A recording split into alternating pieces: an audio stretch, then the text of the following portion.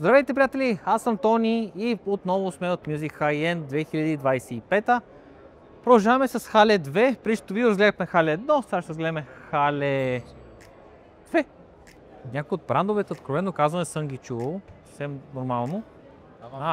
Бранд, който познавам много добре. Именно Ferrum. Ferrum е един от брандовете, които много харесваме. Особено Ор захранването. Ето много хубава комбинация с Volumio. Volumio е страхотна комбинация за хипсуса, не Ор, къде се обърка го в момента. Отново има стаковете, имаме двойното захранване, което е хипсус Duo. Важно е да спомена, че не може да променяте волтаж. В смисъл, че единия и другия трябва да са с един същи волтаж. Не може едното да е 15 волт, другото да е 20 волта, което малко не е най-доброто, но се случва. See you later! Sigma Acoustics. Ето това вече се казва трав.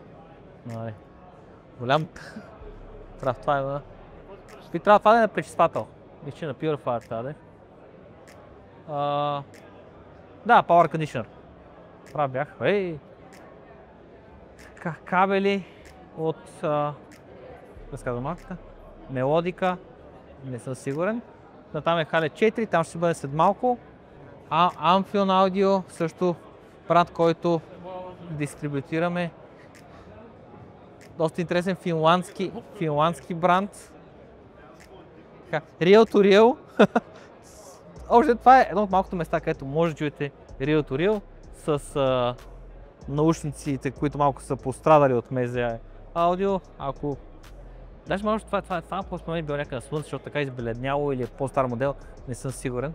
Но както и да е, Real to Real, може да чуете тук. Това е толкова яко място. Унитра, някой от вас може да се отрасли с грамофони Унитра. Тези старите, които дядови може да има подобни. Унитра е доста интересен стар бранд, мога да кажа. Сега вече се възражда. Hi-Fi Rolls, тук разбира се. Не знам дали ще представят нещо ново. Dual са тук. Dual е интересен бранд, защото може би най-интересното на Dual за мен лично е историята. Реално има 3 Dual-а. Имаш такъв, който те продаваш от Lidl, който беше направен за Lidl. Има индийски и с традиционния немски. Това трябва да е немски, разбира се. Rolls имат огромен стилаж тази година. Сме да твърда спрямо миналата. Значи тук приятелка не би си изразила. Всякакви дживачки може да намериш в High End Music, което е абсолютно вярно. Тук може да намерите всичко, може да намерите, търсите кабели, търсите шпайкове, търсите трансформатори. Свързано е с аудиото и ако няма тук, може би не е произведено.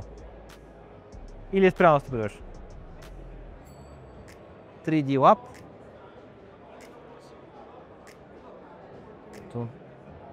Лампи. Тези вас, които са фенове на лампите, голямо разнообразие от лампи.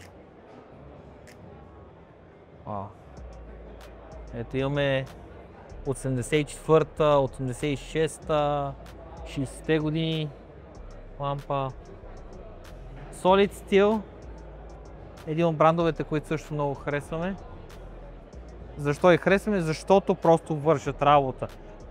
Безбожно скъпи са, защото все пак е мебел. Нали, малко идеята да дам 2000-3000 евро за мебел ме потрушава. Обаче от друга страна, ако си купите новиста, нали, който осилате за 24 000 лева, сложите му дак, още 20 000 лева, сложите му пресвател, още 15 или 20 000 лева, колко беше, не знам, стана 60 000 лева. На 60 000 лева, ако купите апаратура, няма ли да искате да сложите на нещо, което знаете, че е надежно, сертифицирано, а не масичка от Ikea, тия най-ефтините за 15 лева, която между другото ползваме в нашия шоурум, но няма Hi-Fi система без тази масичка от 15 лева. Но новия продукт на Solid Steel S2 подобрен с вътре има части алуминий, много интересна маса. При нас може да намерите и S3 сложена, S5, HF, разбира се не е елита, малко ще е по-ефтиния в новата версия. И също така TV шкафове, всичко го има налично при нас, може да го видите, да видите защо струва тези пари. Не е просто така. И както би се изразил Иван, италиански са. Matrix. Matrix също е много интересен, между другото, много интересен бранд, много интересни стримъри. Миналата година бяха в същия хотел като тях. Много готини пичове. Vim е много як бранд. Това е, ако мога да кажа кои са брандовете, които така се гордея, може би ще кажа, в топа ще бъдат Sennheiser, ще бъде Project, но Vim е от най-новите ни брандове, които истински готини. Там имаме така, събвуфера е вече наличен. Вие им правят събвуфер. Искате да си направите 5+1 аудио, няма проблем. Само секунда да видя. Ето така да покажа. Само секунда, сега да се открадна тук. Sorry, can I just for a moment, just to steal it for us 1 second.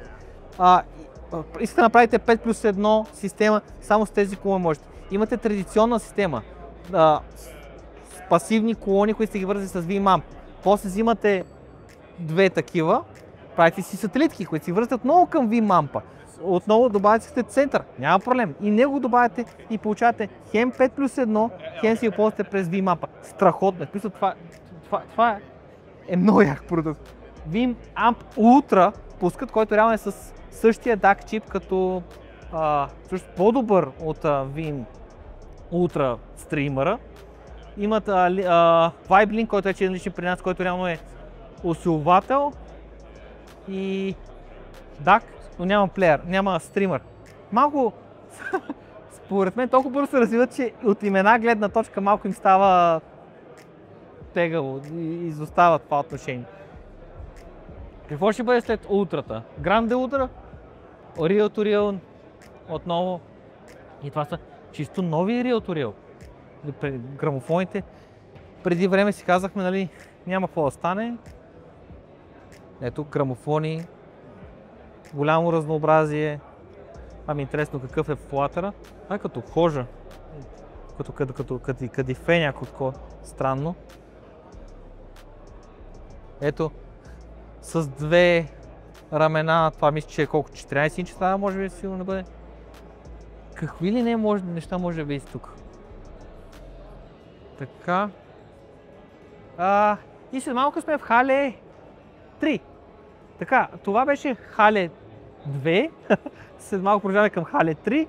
И както винаги, така и сега, аз съм Тони. Споделете в коментарите каквото мислите. Кажете кое съм пропуснал да отбележа в Хале 2.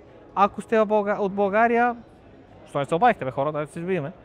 И както преди, така и сега, аз съм Тони, отивам към Хале 3.